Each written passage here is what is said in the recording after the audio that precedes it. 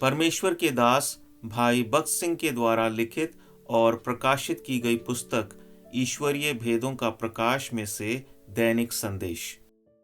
26 मई। जब तू जल में होकर जाए मैं तेरे संग संग रहूंगा, और जब तू नदियों में होकर चले तब वे तुझे ना डुबा सकेंगी। जब तू आग में चले तब तुझे आंच ना लगेगी, और उसकी लौ तुझे ना जला सकेगी। यशाया 43 अध्याय और उसका 2 वचन। प्रभु अपनी सामर्थ्य अपने लोगों के बीच अलग अलग रीति से प्रकट करता है। इजरायली लोग जब मिस्र में से निकल आए तब उनको लाल समुद्र पार करना पड़ा।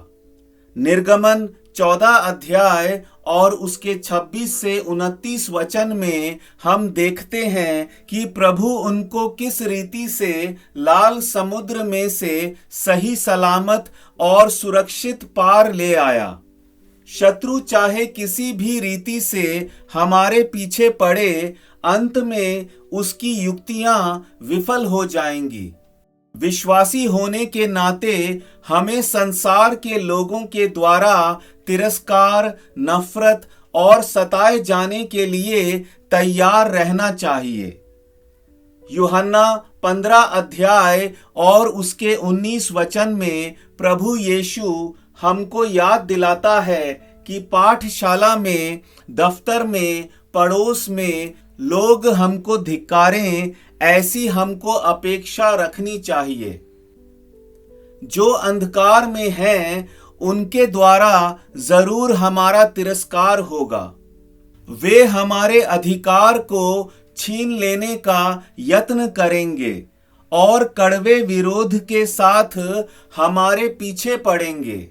पर एक दिन आप देखेंगे कि परमेश्वर के सामर्थ्य के द्वारा शत्रु को निगल लिया जाएगा।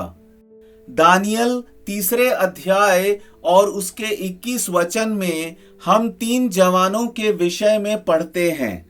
उनको धधकती हुई आग की भट्टी में डाला गया था, फिर भी उनके एक बाल को भी आंच नहीं आई। शरीर के अन्य किसी भाग को छोड़कर बाल को आग जल्दी पकड़ लेती है। फिर भी इस घटना में एक बाल को भी आंच नहीं आई थी। विश्वासियों के लिए परमेश्वर का वचन यह है कि हमको आत्मिक रीति से धोखा देने के लिए दुश्मन हमारे विरुद्ध आए तो भी हमको चोट पहुंचाने में सफल नहीं होंगे। शायद कभी कभी भौतिक रीति से वे हमको नुकसान पहुंचाएं तो भी आत्मिक नुकसान कभी भी नहीं पहुंचा सकते। आगे चलकर उचित समय पर हमारा पूरा बदला उनसे लिया जाएगा।